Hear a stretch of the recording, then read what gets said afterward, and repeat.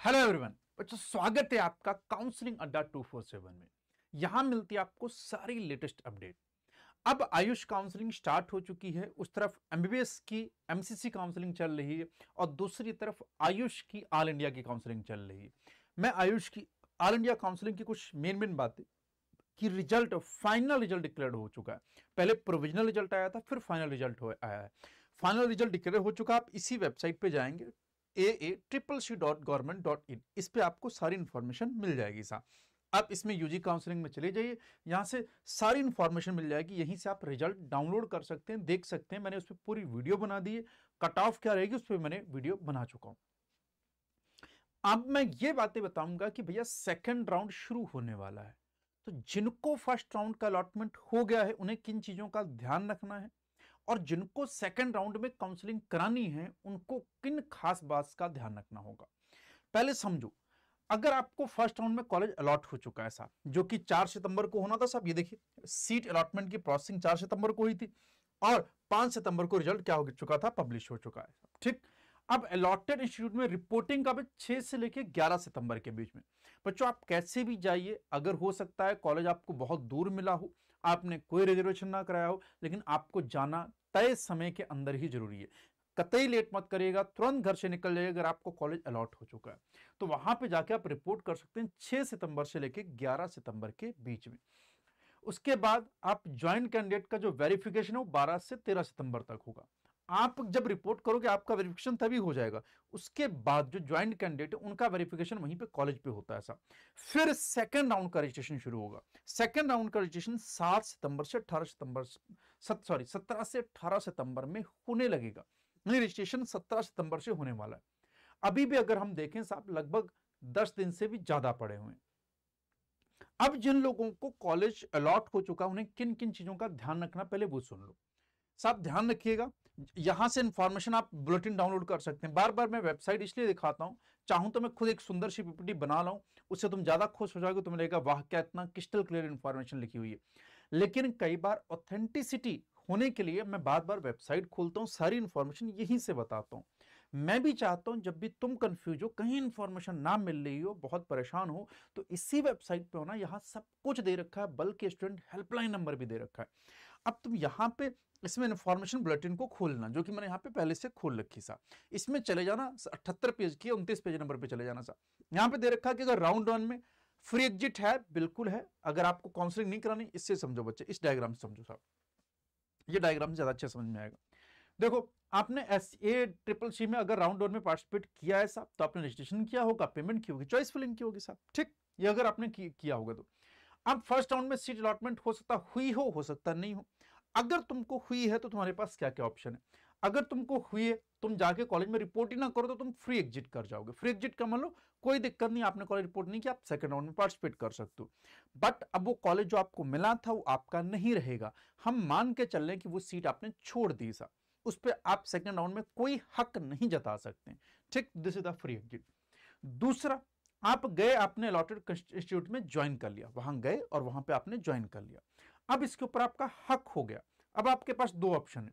If does not want to continue, आप चाहते नहीं कि इस कॉलेज में, आपकी इच्छा है कि आप अपग्रेड कराना चाहते हो कि सेकंड राउंड में पार्टिसिपेट करूं और कोई और अच्छा कॉलेज मिल जाए तो और अच्छी बात है। तो if does not want to continue then course available free exit till the announcement of round 2 final result. अब ये यहां पे ये लिख रहे हैं कि आपका बाद में अगर मन करे कि नहीं मेरे को कॉलेज छोड़ना है, तो बाद में ज्वाइन करने के बाद भी आप फ्री एग्जिट कर सकते हो।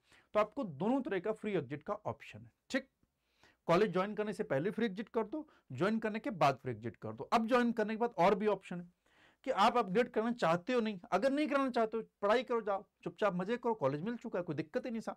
अगर आप अपग्रेड कराना चाहते हो तो राउंड 2 में पार्टिसिपेट कर सकते हो। ठीक, तो कॉलेज मिल चुका है, चाहो तो वहां कॉलेज जाके ज्वाइन ही ना करो। दूसरा, ज्वाइन करो, ज्वाइन करने के बाद भी 2-3 ऑप्शन है, अपग्रेड कराना या नहीं कराना है। अगर नहीं कराना है तब तो वहां एडमिशन ले लो, अपग्रेड कराना तो सेकंड राउंड की काउंसलिंग कराओ। वो कॉलेज नहीं चाहिए, देखने के बाद कुछ बात की वजह से तुम्हें नहीं समझ आया, तो वहां ज्वाइन करके भी तुम फ्री एग्जिट कर सकते हो। तो ये 3 ऑप्शन हो गए सर। दूसरा देखो कि आपको फर्स्ट राउंड में कॉलेज अलॉट ही नहीं हुआ, तो आप सीधे सेकंड राउंड में पार्टिसिपेट करो सर। अब सेकंड राउंड में कौन कौन पार्टिसिपेट कर सकता है। एक तो फर्स्ट राउंड में जिसको सीट नहीं मिली वो सेकंड में पार्टिसिपेट कर सकता है, दूसरा अगर जिसको मिल गई है वो अपग्रेड करना चाहता है वो भी राउंड 2 में पार्टिसिपेट कर सकता है, प्लस फ्रेश रजिस्ट्रेशन भी है साहब। ये देखिए साफ साफ लिखा हुआ है, मैं अपने मन से नहीं बोल रहा हूं, आप फ्रेश रजिस्ट्रेशन कर सकते हैं, पेमेंट और चॉइस फिलिंग कर सकते हैं। Round 1 candidate need not to register again, round 1 के कैंडिडेट को दोबारा रजिस्ट्रेशन करने की जरूरत नहीं है, बट कोई नया फ्रेश रजिस्ट्रेशन हो सकता है साहब, ठीक है। तो ये कुछ बातें लिखी हुई हैं। सेकंड राउंड की बात मैं जब सेकंड राउंड का रिजल्ट आएगा तब मैं उसकी बात बता दूंगा, अभी यहीं तक रखते हैं, अपन सेकंड राउंड की बात बाद में करेंगे। बाकी मैं कंप्लीट वीडियो बना चुका हूं काउंसलिंग के ऊपर, वो जाके तुम देख सकते हो साहब, ठीक। तो ये तो बात होगी कि आपको क्या करना क्या नहीं करना। दूसरी बात समझो, फ्री एग्जिट की बात देखो, फ्री एग्जिट राउंड 1 में भी है साहब, राउंड 1 में सिर्फ फ्री एग्जिट, वेदर ज्वाइंड और नॉट ज्वाइंड, आपने कॉलेज ज्वाइन किया या नहीं किया फ्री एग्जिट कर सकते हैं साहब। कोई भी आपकी फॉर फ्यूचर का मतलब होता है कोई भी आपसे जो आपकी सिक्योरिटी मनी उसे जब्त नहीं किया जाएगा, ठीक। The candidate shall be eligible for further counselling as per the eligibility criteria prescribed by that round, ठीक है साहब, आप एलिजिबल हो साहब।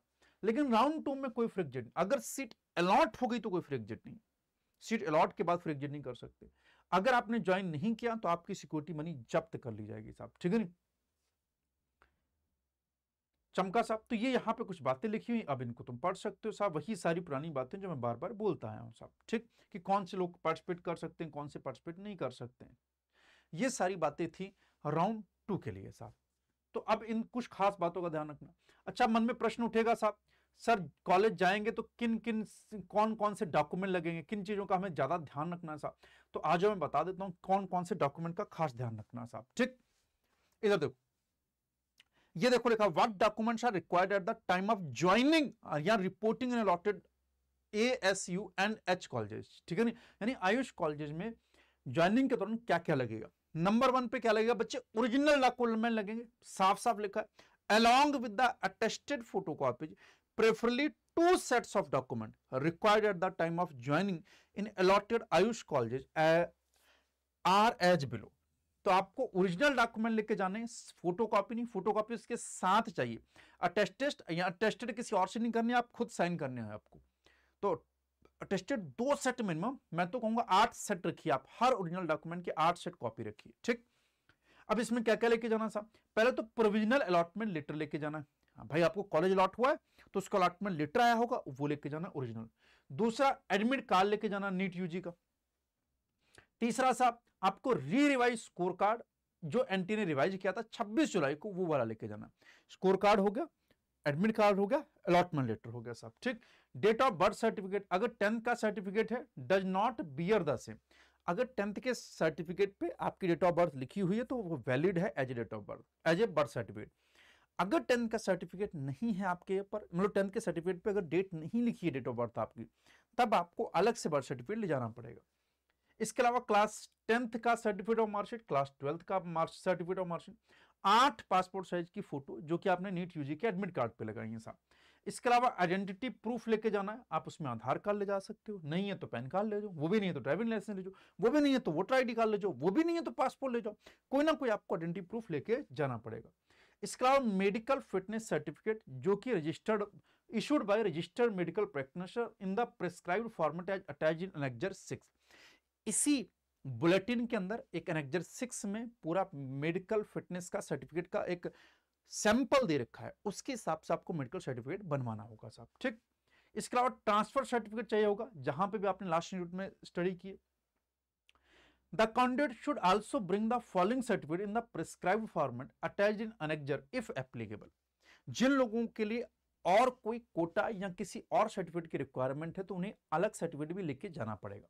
जैसे कि अगर कोई डिसेबिलिटी है तो आपको डिसेबिलिटी सर्टिफिकेट बनवा के लेके जाना पड़ेगा, उसके टर्म और कंडीशन यहाँ पे दे रखी है, आप इसको अच्छे से पढ़ लेना, ठीक है। फिर इसके अलावा अगर आप SC ST कैटेगरी से हैं तो उसको उस सर्टिफिकेट को भी बनवा के लेके जाना, यहाँ पर उसकी टर्म कंडीशन पढ़ सकते हैं साहब, ठीक। OBC non creamy layer certificate अगर आप उससे बिलोंग करते हैं तो वो भी आपको बनवा के ले जाना पड़ेगा। इसके अलावा EWS यानी इकोनॉमिकली वीकर सेक्शन, ठीक है नहीं, general EWS certificate issue on और after 1 April by the competent authority. 1 अप्रैल के बाद का होना चाहिए, उससे पहले का नहीं, या तो 1 अप्रैल या उसके बाद, उससे पहले का सर्टिफिकेट नहीं चलेगा, ये बनवा सकते हैं साहब, ठीक है नहीं। अगर आप एडमिशन ले रहे हो BMS में तो candidate are advised to produce the certificate of 10th और 12th स्टैंडर्ड हैविंग उर्दू और अरेबिक और Persian language as one of the subject, otherwise the candidate shall have to study the Urdu language along with the Arabic and mantiq wa falsafa यानी logic and philosophy as a subject during the first professional BMS session. ठीक है साहब, तो ये इतने document आपको ले जाने पड़ेंगे, इन चीजों का ध्यान रखिएगा, ये लिस्ट बना लीजिएगा। It is necessary to submit domicile certificate for admission to all India quota UG seats under ASUNH। ठीक है नहीं, क्या आपको कोई डोमिसाइल सर्टिफिकेट देने की जरूरत नहीं साहब, ये डोमिसाइल फ्री होता है, आप कहीं से भी बिलोंग करते हो उनको कोई फर्क नहीं पड़ता। ये ऑल इंडिया कोटा की सीट्स हैं, ये आपकी डोमिसाइल पे डिपेंड नहीं करते, आप किसी भी स्टेट से हो आप इसमें एडमिशन ले सकते हैं। No, it is not necessary to sum domicile certificate. ठीक है साहब, should I submit any other certificate, example caste validity certificate to complete the admission process? बिल्कुल, candidate is advised to confirm with the allotted college regarding any requirement of certificate other than the mention in frequently asked question number 30 जो मैंने अभी बता दिया उसमें था। ठीक है ना, if so the candidate is instructed to bring such required certificate, example caste validity certificate at the time of reporting at the allotted seat।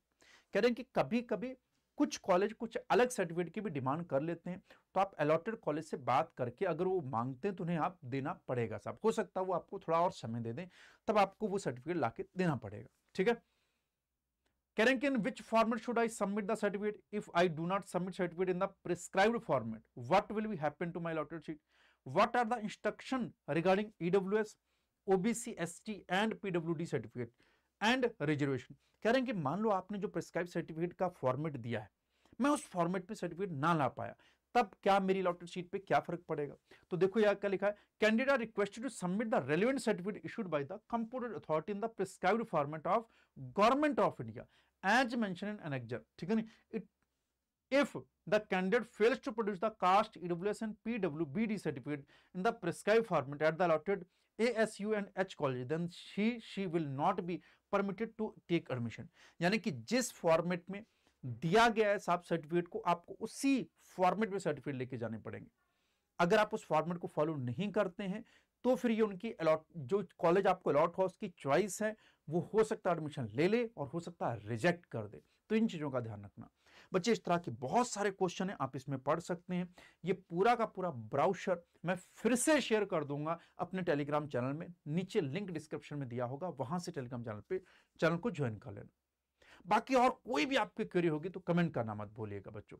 Ayush counselling में ये छोटी छोटी बातों का जरूर ध्यान रखिएगा। बहुत सारे बच्चे एडमिशन से रुक रहे हैं, बहुत से रोज कॉल आ रहे हैं, जैसे मैं अभी लेटेस्ट का बता रहा हूं, एक स्टूडेंट जिसने 11th मैथ से किया था but 12th physics, chemistry, math और बायोलॉजी दोनों लिया था, उसके मार्क्स 680 थे बट उसका एडमिशन नहीं हो पाया।